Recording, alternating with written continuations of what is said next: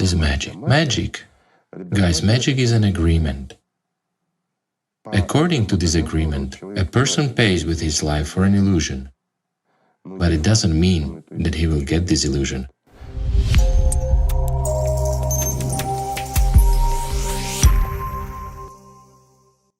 Hello. The topic of our program today is magic of desires. In modern society, the theme of desires and dreams is widely popularized. Various trainings, seminars and courses are held where people are offered all kinds of practices for implementation of material desires.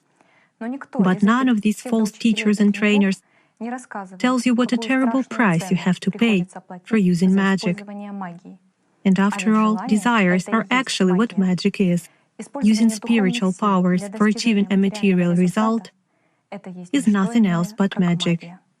And today we will talk about the nature of material desires, the mechanisms which the system uses to deceive a personality, to replace the true, spiritual aspirations with false, illusory desires.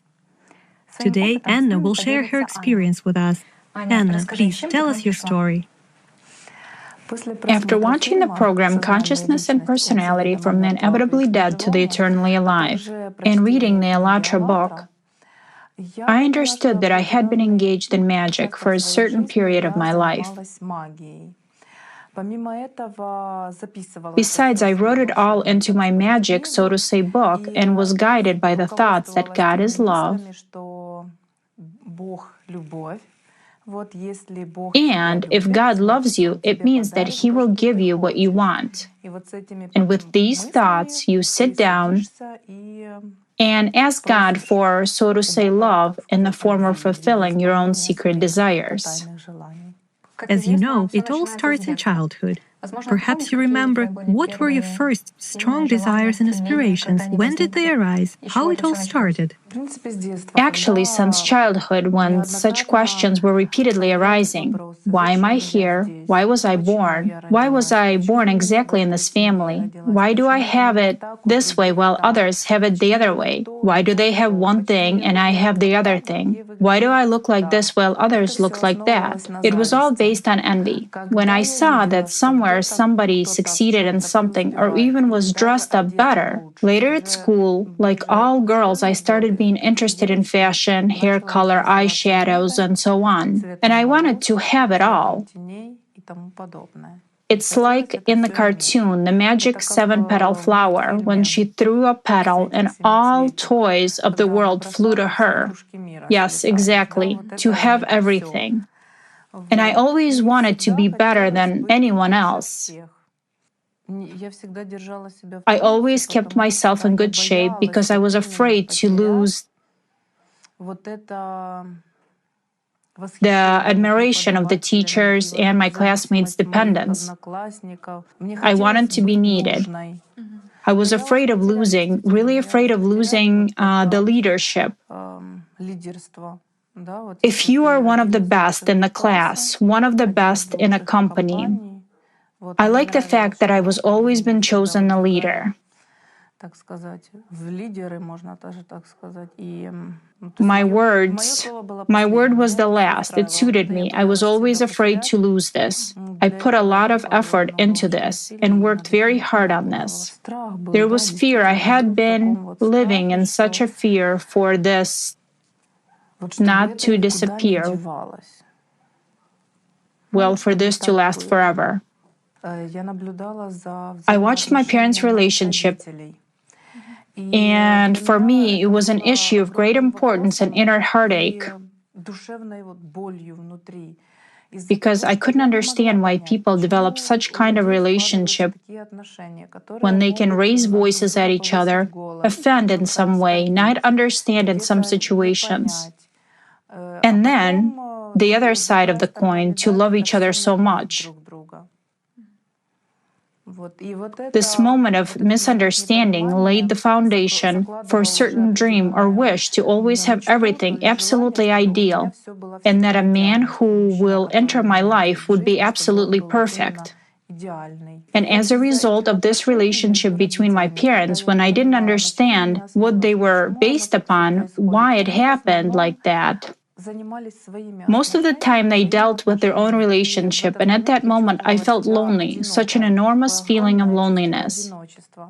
And at that moment, I decided that I would always be able to do everything by myself in this world. And already at that age, I considered myself an adult and self-sufficient person who can solve everything. Yes, I decided to rely only on myself.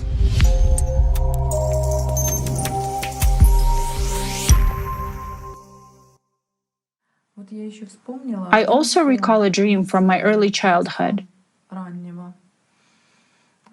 as if everything was half real. That is, what was happening in the dream was reflecting in real life. Once in my dream, a woman came to me who was calling me to follow her into the reeds, into the river. Come here. In my dream, I saw myself, absolutely little girl, about 3 years old. How old were you at the time of the dream? At that time, I was already about 8 or 9 years old. She's calling me, and I'm coming up. I don't see her, but I know she's there, and she's asking me,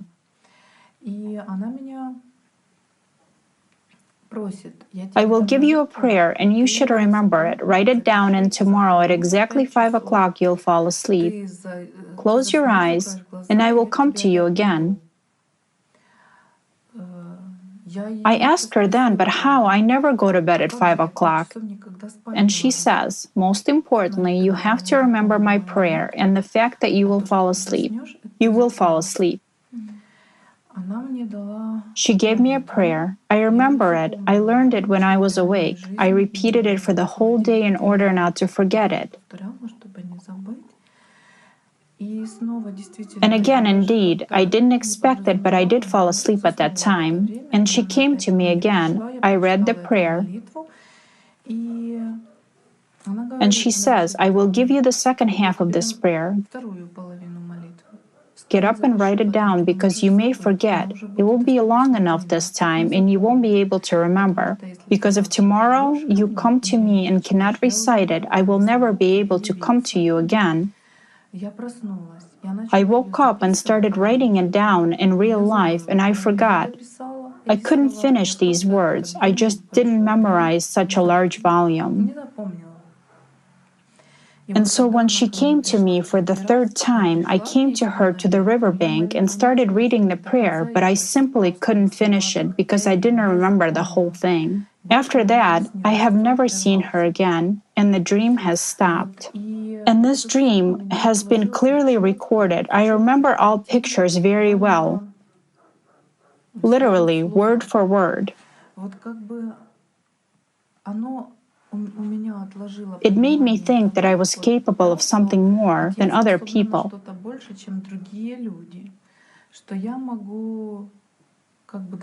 That I could even do some magic. Or perhaps it's someone from the past who knew how to conjure and who wanted to help me or to be my exotic helper, so to say. Since then, that dream, the thought was implanted. I was capable of something more. And all this has played its role. And this desire for magic, for something supernatural, came from childhood. Since childhood, I felt disgust to church. I couldn't look at crucified Jesus. When I opened prayer books that were printed in church and began to read, and there it was written, give me health, give me wealth, or a prayer for money or something else. All this brought me some discomfort and pain. I stopped going to church. And not that I stopped doing it, I just didn't want to. And if I had to go there with my parents, I went as if to a museum, as if it was just necessary, but I didn't understand why I had to go there. A picture was drawn. If something pleasant happens to you, something pleases you in the material world, if you wanted something and it appeared out of nowhere, it means that God loves you. It means you have deserved it. So it turns out, on the one hand, you didn't understand why people prayed for material things, but on the other hand, you yourself gradually went to this, Yes. to ask God for material things. Yes, to ask God for material things, because such picture was drawn to me. If something has come to you here in this world, it means that it's exclusively from God, because it's God's will for everything. So, due to misunderstanding of the basis of religion, Due to misunderstanding of the basis of religion, I was always searching for something. I kept searching over and over again. and where have your searches led to? Perhaps you read some literature or found something? Yes, I read a lot of literature and mostly came across literature related to magic, to fulfillment of desires. It attracted me in some ways and interested very much, or on the advice of my friends who had already read all this. And already automatically, the same topic began to interest me very closely. These are the books as Diary of Mage by Paulo Coelho, Revelations of the Guardian Angel, If Only It Were True by Levi, and The Secret. And what did you find in these books? What do you remember? These books basically pointed out the fact that you are capable of everything. You deserve more. Everything in this world can be fulfilled. A thought is material. A person just has to properly and efficiently invest one's attention in it. So it turns out that you were looking for answers to spiritual questions and found how to fulfill your desires. And I found how to fulfill my desires. Yes. Why were you satisfied with those answers? Why did you stop looking further? I cannot say I was satisfied with those answers, but at a certain stage I accepted it as a life plan. I can say so. So, did it fall on the already prepared ground? You've said that you felt lonely.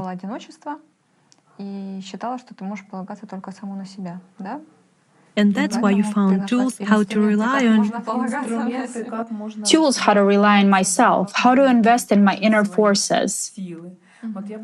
I will say even more. After reading Coelho's Diary of a Mage, such images drew themselves in my head that I could do all of this, that I could become a super magician myself. And what would you like to do if you became a super magician? I would read everyone's thoughts. I would know everything about anything. I would know about everybody, who, where, how, and why, so I could manipulate everyone, have power over them. If I know what a person thinks about what he wants, you can give it to him or not give. Have you tried to read the Holy Bible, something about religions? Yes, I have tried to read the Holy Bible.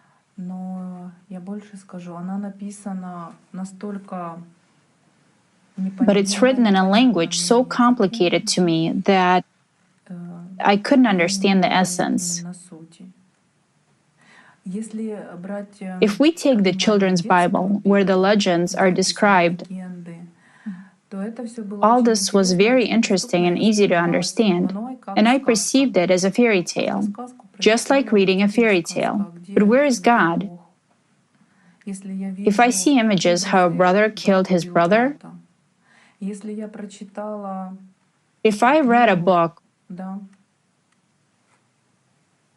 where real life is described among people like me, while God for me is somewhere in heaven, and I'll meet him only when I die, but what should I do now until I get to him? There was no understanding where he is and who he is. And how did you start keeping your book?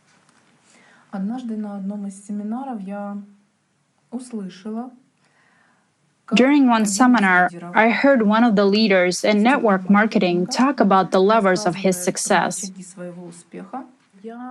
I had no intention to go. I was never interested in that. Because for me, it's like empty, meaningless words.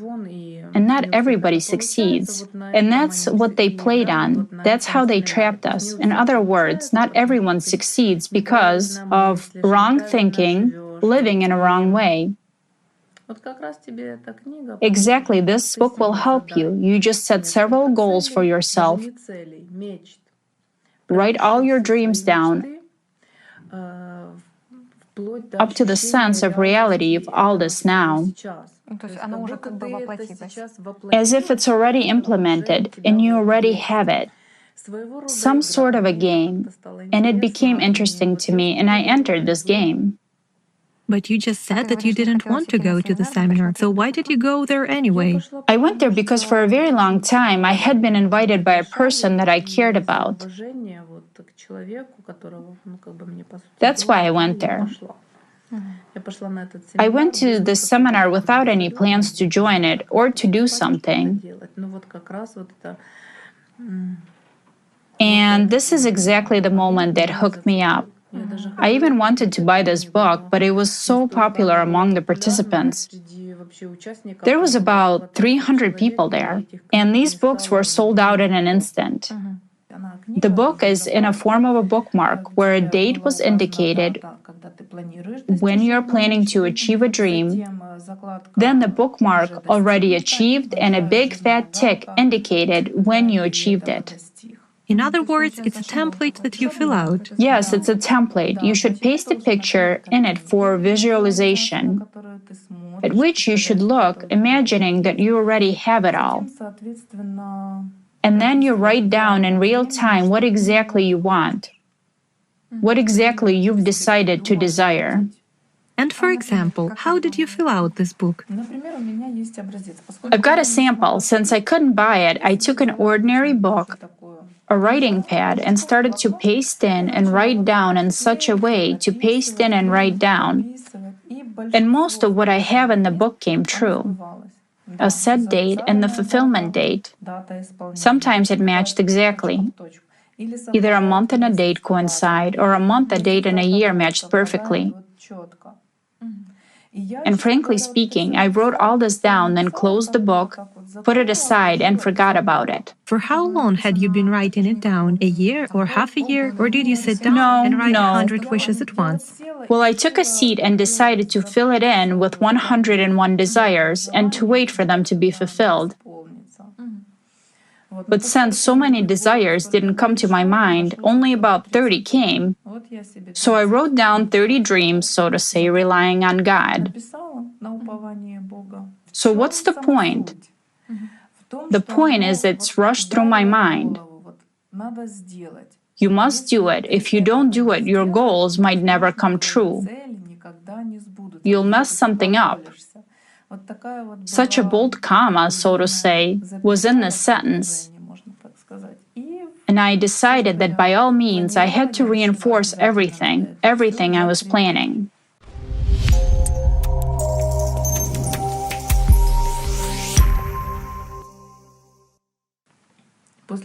After watching the program Consciousness and Personality, From the Inevitably Dead to the Eternally Alive, I was thinking about my previous life. And I recall that I had it. I had this book.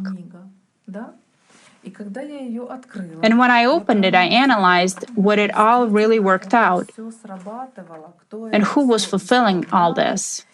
And only later on I started thinking with what outcome it all returned to me. Even an innocent, so to say, wish, that very short story of a Yorkshire Terrier dog, I would like to share it very much. I had a dream. A lady with a dog. Since I had no children, I wanted to take care of somebody. Well, so I wished for myself a Yorkshire Terrier dog with all clothes, with all that stuff. I paid for it. At that time, this doggy cost a lot of money. And I waited until it grew up to a certain age so that I could take it home. My desire came true. The joy was overwhelming. On wings, I flew at night for this doggy. It was very far and a totally different city, about 6-hour drive. I came there and they said to me, "We're very sorry, but your doggy has died." But thereafter, of course, the dream came true. Is there a dog? There is, but where is it? To tell the truth, I even felt some kind of relief. Yes, well, that's what happened. That's it. I didn't need it anymore. No longer wanted it. There was another interest to take my money back, that's all. It turns out that your example with a doggy clearly shows that the wording of this desire to you also as if it was implanted in your head and you simply agreed with it, right? Yes. That is, you didn't formulate, "I'd like to have a dog." You said exactly To purchase a doggy, yes. And so it turns out Yes. you bought it.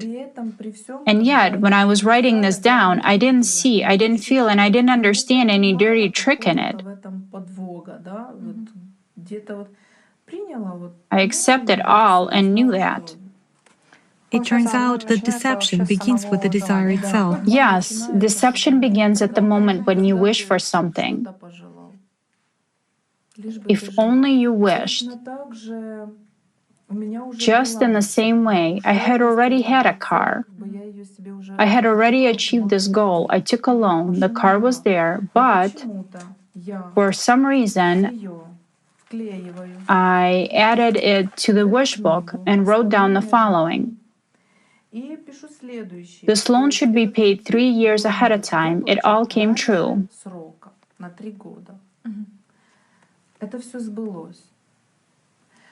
Before I came up with this dream, I had been evenly paying off the car loan.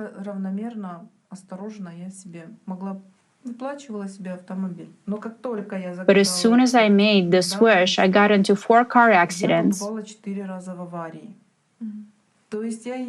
I still paid it off ahead of time, but at the same time, I had 4 car accidents. There was already full repayment of the car. I already received the car title. Here, it comes in 2012. I had bought the car in 2008. I was paying it off very, very fast. In other words, you could still pay it off even without wishing. Even without wishing. But the fact is that in 2010, 2 years later, I came across this type of wish fulfillment.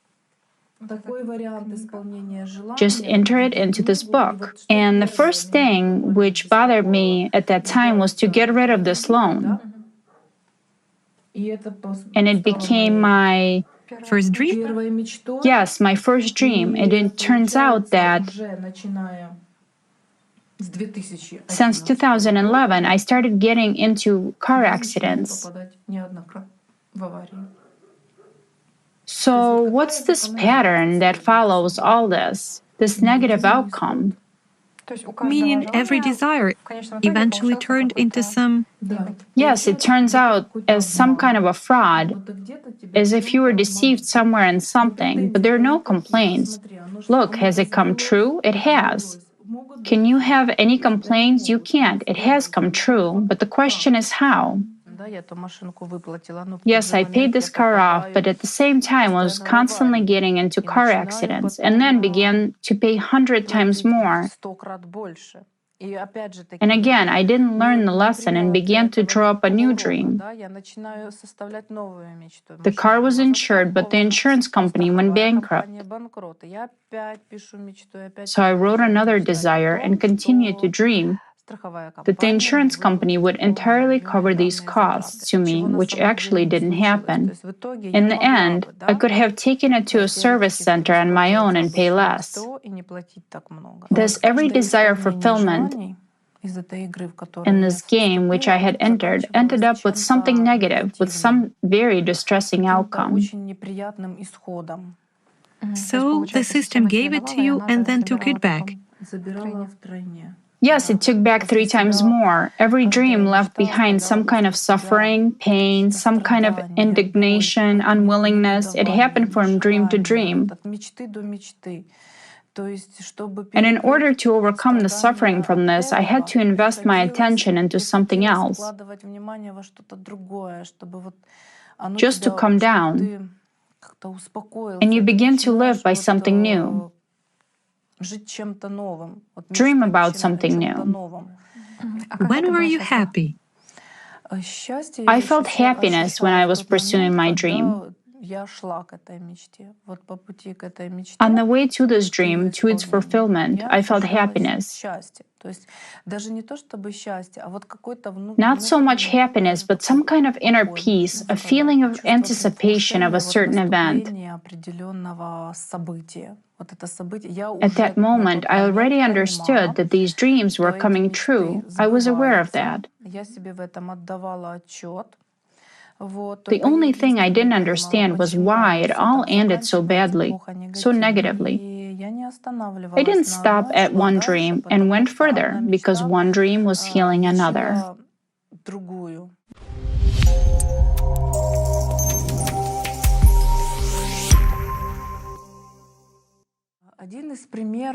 One example is my visit to Thailand.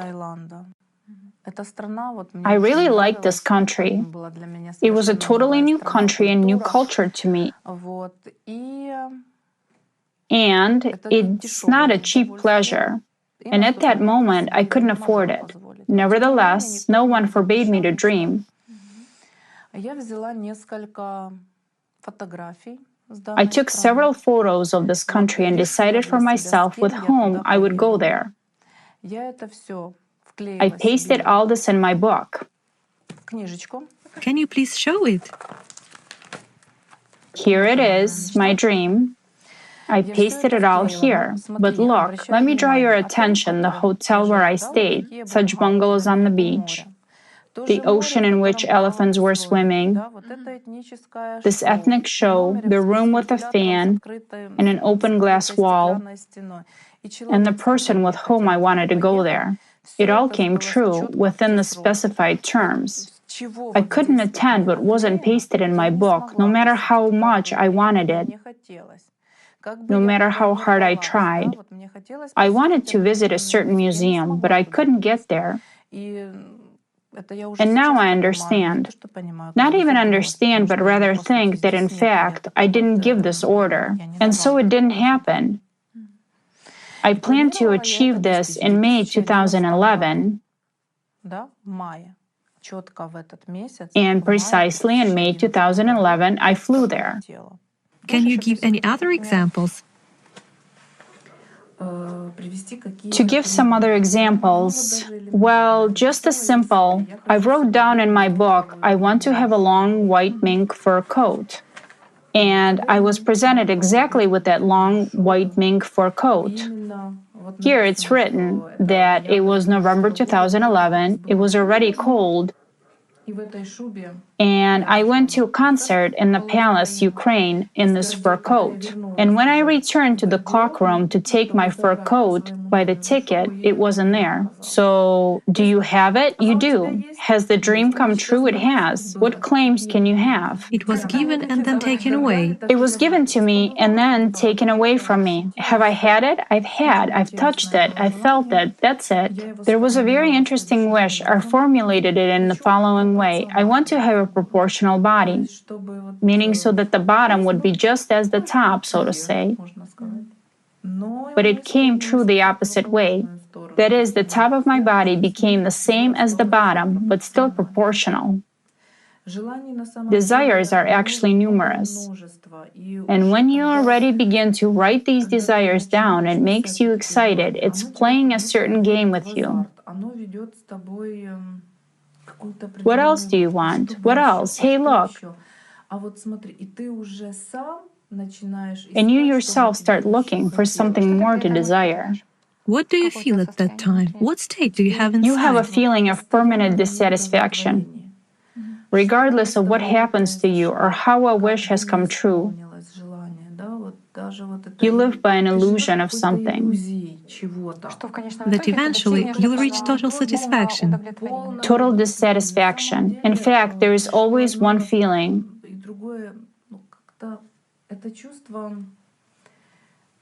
Of some indignation. You're looking for the guilty ones, only not yourself. In no event, you're never guilty of anything. So, when a wish was fulfilled incorrectly, you're never guilty of anything. And by the way, how was this entire process happening? You wrote a wish down, and then what? Were you sitting and waiting for months until it came true? Or you wrote it down and forgot it, and then wrote the next one? Or how? Yes. Did you just make a list? Yes, I wrote it down and forgot, wrote it down and forgot, wrote it down and forgot it. Meaning, even such a moment came when I completely forgot about the existence of this book. And later, when I analyzed this book, I realized that all the events in my life were happening according to that list, which I had written to myself. The system of those desires worked by the principle of the birth of a dream. You wanted something, and your inner voice told you, you can't give up the dream. Don't give up the dream. If you give up the dream, it dies. It settles in your soul and decomposes there.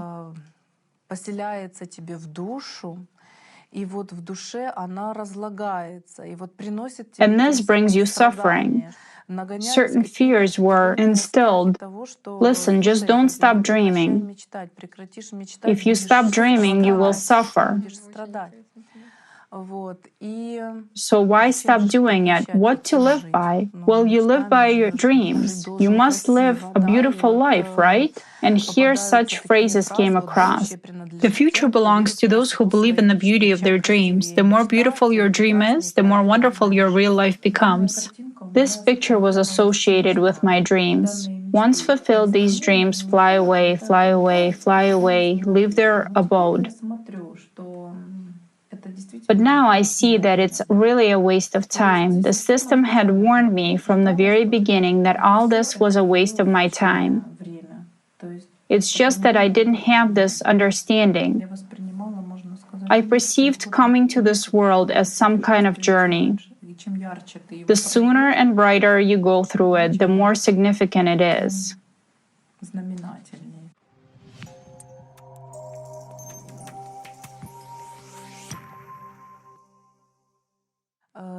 The next dream that came true in such an interesting form for me was marriage.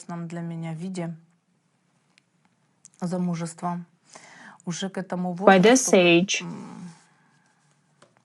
such a fear had been drawn already that I was older and nobody needed me. If I'm already... How old were you? 25. I was 25 years old and I wanted to get married as soon as possible. Not just get married, but get married right away. There appeared some kind of fear, some kind of panic. This should be done now because it will be even. And why should I wait further? There is no time to wait. And these thoughts haunted me. They were driving me crazy. That it needs to be done urgently. But where's the groom? There is no groom. I'm all ready and there is no groom. Although I had always wanted freedom, you know? I had always been looking for freedom. Freedom in everything. But how was this freedom realized? In what? Through fulfillment of all your desires? No, I wanted freedom. In my understanding, it is that freedom when I don't depend on anyone. I'm not attached to anyone. I'm not attached to anything or anyone at all. Even some thoughts came to me that the question was asked, are you ready to leave and live in a box in India? And my answer was yes. That's how much I wanted freedom. I wanted to run to the ends of the earth. At that time, thoughts were coming to me very often that I was sick and tired of everything. I wanted to go to the ends of the earth so that no one and nowhere could find me, hear me, see me, call me, ask me for anything, or demand anything from me. In other words, I wanted to lock myself somewhere. And what were you running from? Well, I was running from something. But what exactly were you running from? What brought you discomfort? The very existence in this world.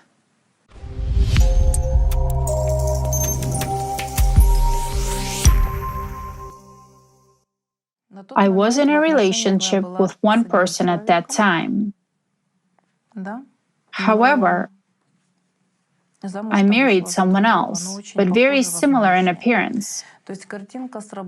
Meaning the picture worked in such a way that I married not this person, but another one with an identical appearance. I married a prince most girls dream of. It was exactly the dream. A prince of some country, right? Yes, a prince of some very rich country. And when I looked at it all, it really came true. But I married not this person who is now here with me in my dream. Here is October 2012, and October 2012, I got married. Here's the marriage certificate. The marriage was registered in October 2012. So you had pasted a photo of the person with whom you had relations at the time, but you married someone who looked just like him. And it turned out to be a person with identical appearance, with the same charisma, even the same phrases. Can we go back again? You were saying that you thought out everything in details, but tell me about the wedding. I just wrote how I would love him. I had always wanted, when I was visualizing this picture, I remember in details what I wanted. I lacked this, male courtship, beautiful, kind of unearthly. It pictured in my head like in some movies. I wanted candles, romance, something incredible. And when I met my current husband, he was actually doing it all for me. He loaded me with flowers when I arrived, met me in a limousine and paths of rose petals. The whole room was strewn with flowers. The whole building of one of the most expensive restaurants was rented for me. A disco restaurant.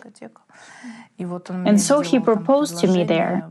Indeed, I was all bestrewn with gifts and diamonds. This is interesting, by the way. What did you feel at that time? Were you happy with him? All these gifts, they... No, I can't say. Well, was I happy? It's not that I was happy. All this was taking place. All this was touching. I like all this so much. Generally speaking, it was as if a real paradise on earth came to you. What did you call a real paradise on earth? What did you mean? It's not that I called. A voice inside seemed to communicate with me and told me, "Here it is, take it. It's your paradise on earth." At that moment, I didn't understand consciousness, not consciousness. Everything that was happening to me, all my wishes, all my thoughts, I considered them to be mine, that all of that was mine. This thought is mine, this inner voice is mine, this paradise on earth is mine. I didn't separate thoughts from myself at that moment, meaning that was part of me, mine. These are my thoughts. I perceive them so. At that moment, I heard in my head, "You're giving this for certain merits. You've been aspiring so much, so take it." Something was telling me that I deserved all of that, that I was rewarded. But for what? Only with what? This question I even didn't try to ask because I enjoyed all of this, and that's all.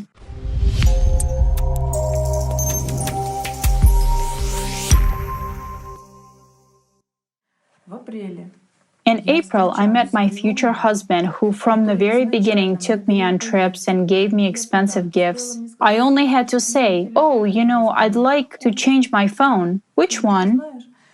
"Hey, I haven't been there. Let's go."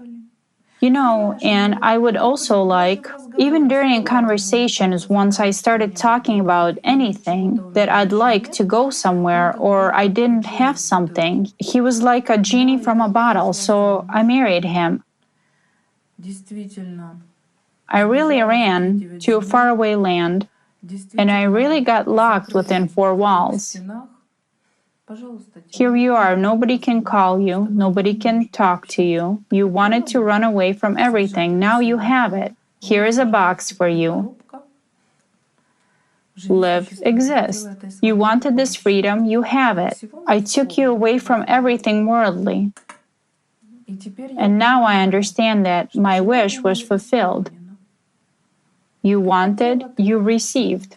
If I married him, I would have lived so far away. If I married him, this desire wouldn't exist. Well, my desire to escape somewhere wouldn't have come true, and he didn't indulge me. He didn't really indulge me because I was with him when that stranger appeared. And now I understand where all these thoughts were leading and how it was planning to fulfill all these desires. Is there a stranger? Here he is. Is there marriage? There is. And succeeded to run far away too. But the point is how this marriage turned out.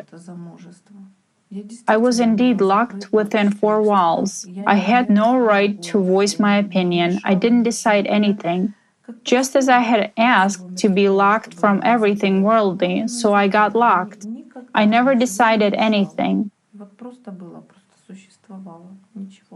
Well, it's enough to be simply closed within four walls in an Arab country, that's all. There is nothing else to say here, nothing at all.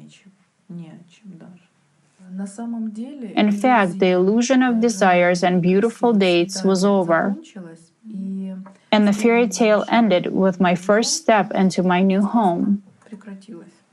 Why? What started happening? Absolutely everything. It was as if I married another man. It was a completely different person. Moreover, sometimes he even laughed at me and told me even such things. Do you know whom you've married? Many people say that I have Satan instead of the soul inside of me. There was something in his eyes that I even really believed in that. When he's looking, and even the expression on his face changed, and as if he's laughing at you, I started being afraid. Not of him, but of his seizures of some moment when he was changing. The moment of this replacement, it was really creepy, just terrifying.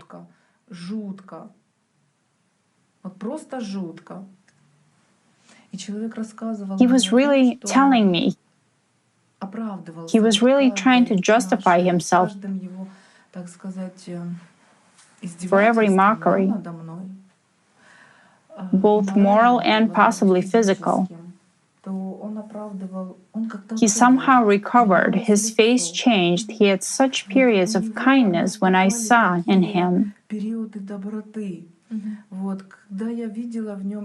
I sincerely saw that he was hurt because of what he was doing, that he felt guilty for all of that.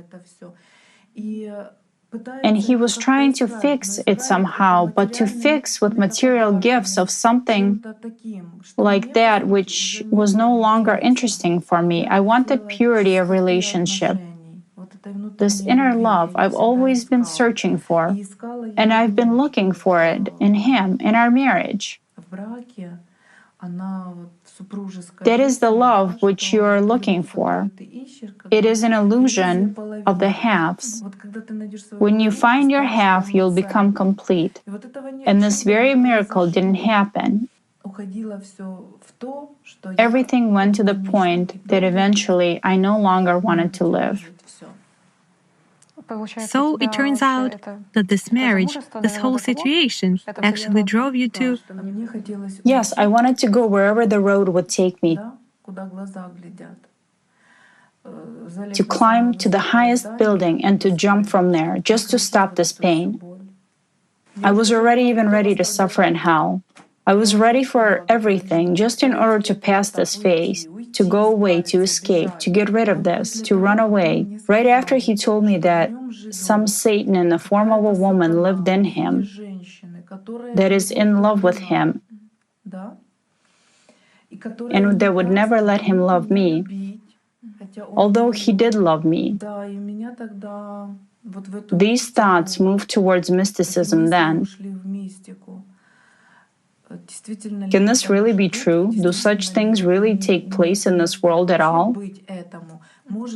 Can any being live in a person and hinder him? And I think, if this is so, I'm ready to help him. These thoughts were in my head. Go, go, you must help him. You love him, help him get rid of these beings. It was forcing me to believe in this. Which way was offered to help? How? Pray for him. It was pushing me to mysticism very intensively. I recall some life moments. It was pushing me that if you help him, you can be stronger than the Satan that lives inside him. It's a very interesting moment. So it turns out that it was playing on... That's what it was playing on, yes. You were competing with an evil spirit, weren't you? It offered me to compete with an evil spirit, that I could be even stronger, meaning it offered me to become the same evil spirit.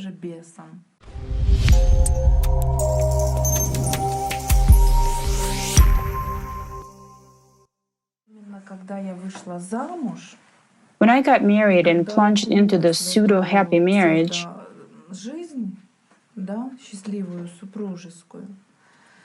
in one moment, instead of suffering worries, jealousy, and investing my attention into magic, living in illusion in a movie about a happy marriage, whereas the real life, it was hell on earth. That's when I sincerely turned to God while reading the Quran at that moment. I wasn't looking for help from outside. I clearly understood and knew that there is God. So when I started sincerely addressing God, I felt much better. I felt such a relief right here. I felt so good. I really felt so good and easy. I looked at all this from aside and made a firm decision for myself to change all this. And I decided that this inner joy, this peace in my heart without any torment, would be my primary concern. It became very, very valuable for me at that moment. So it turns out that at some moment, one of your fulfilled desires led to a point when you came to your senses. I came to my senses, I can say so. Being unaware of any tools or meditations at that time, I took for myself the prayer of Islam.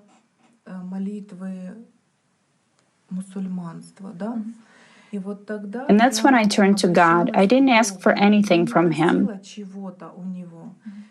I just asked, help me, help my soul, help me understand. Why does it hurt so much? I don't know. You're the one who knows. I trust in you. Help me. I just asked for it so that it wouldn't hurt so much. And then I was focused only on my inner state. I gave up all desires. I gave up all thoughts. Not even gave up. I just removed them. And I set my hopes on God because I already knew that He existed. It was at that moment that I began to realize that He was there. He was there, that I wasn't alone. And if I'm heard and I feel better, then I'm not alone. That's when I realized that. And when I began to trust in God and not to ask for health, happiness, goodness, but for saving my soul, my thoughts like, if you feel so bad in this life, just leave it, stopped visiting me.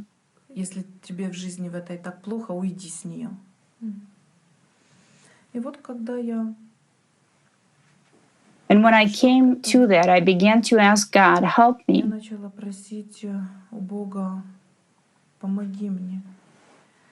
Maybe I will meet people on my way. Maybe I will find somewhere, gain something. Help me to understand the essence. I asked God to give me the tools on my way to Him in order to preserve this feeling inside.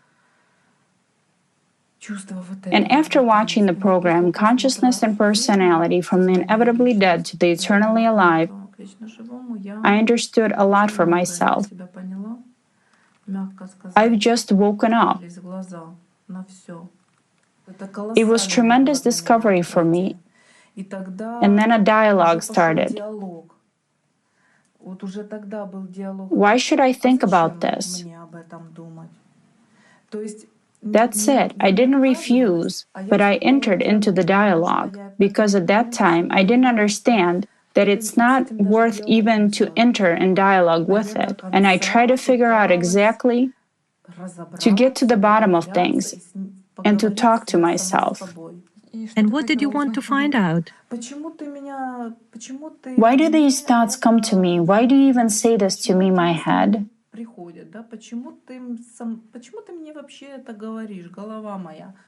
Where do you get this from? Why are you telling me all this? Do you think I need it? This was taking place in the form of an appeal. At this time, I cherished very much what I had gained.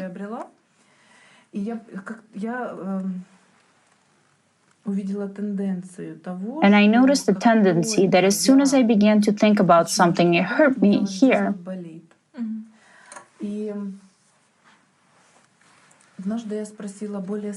And once I asked older people, namely my grandmother,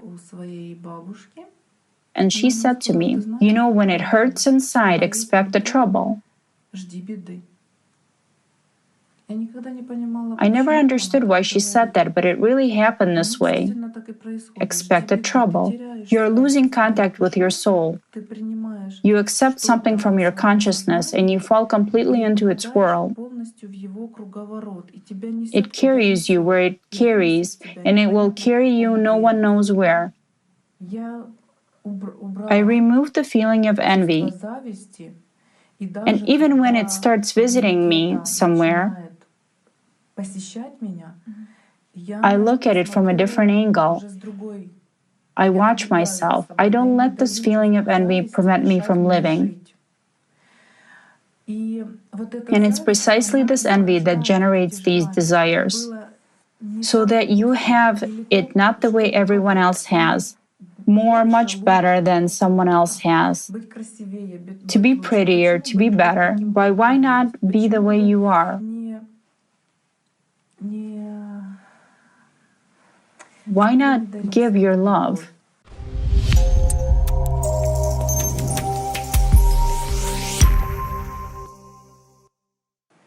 Anna, what conclusions have you made for yourself from this story, and how do you live now? The most important thing that I understood for myself All these desires are fulfilled not by God, but by the Lord and Prince of this world, Satan. How did you understand that? Because everything is fulfilled in this three-dimensional material world. There should be no place for either desires or dreams or magic in your life. Because there is no life as such in all this. It's simply impossible to find that happiness in life, that peace in life on this path. Nothing will ever make you happy. Everything will always be irritating. You will always lack everything. And these desires will be endless. They will be constantly repeated and they won't bring joy. They don't bring any satisfaction to you at all. An understanding comes that you're still in the wrong place. You're following the wrong path. Maybe someone has it differently. Perhaps someone perceives this in a different way. Perhaps for someone, it's a way of life. But even to think about that you feel at this moment, and whether you are satisfied with all this, it means that you have chosen the wrong path. When in your soul, deep inside, you feel warm and great,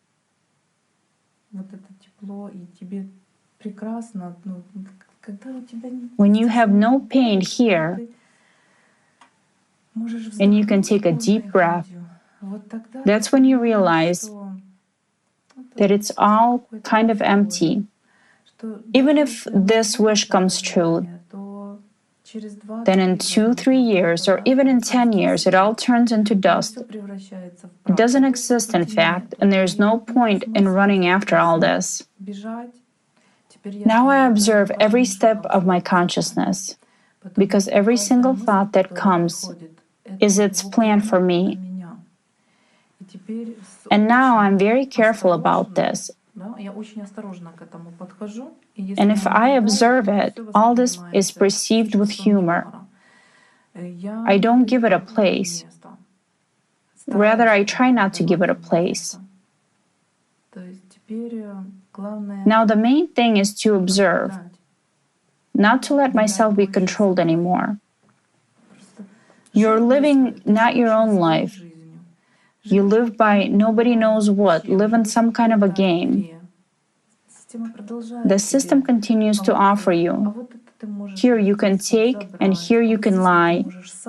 In this you can hide. Don't fall for this. Observe from the outside and understand that as soon as you give in,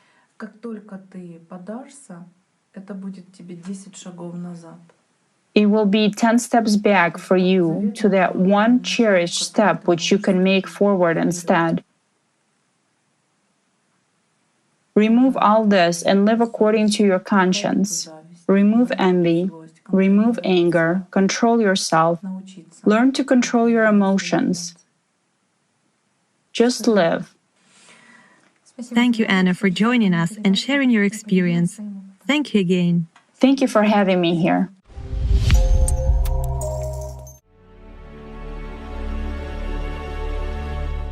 Joy can be different. There can be joy from the consciousness, from the acquisition of something, but it is fleeting. That is why the joy of unification through feelings with the spiritual world, it does not run out, it does not stop, it always exists. Every moment is new. It is an infinity of new sensations, of perceptions through feelings. It is a vibrant life. It is filled with life. A life filled with life. You cannot call it anything else. And in the material world, a short-term illusion.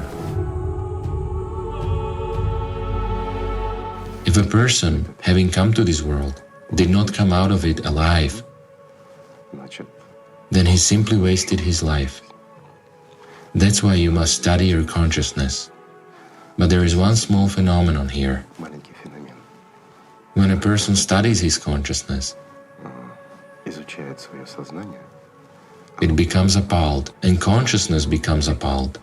But when the personality realizes that it is a personality, it experiences incredible happiness. Why does this happen? Because in these moments, each of them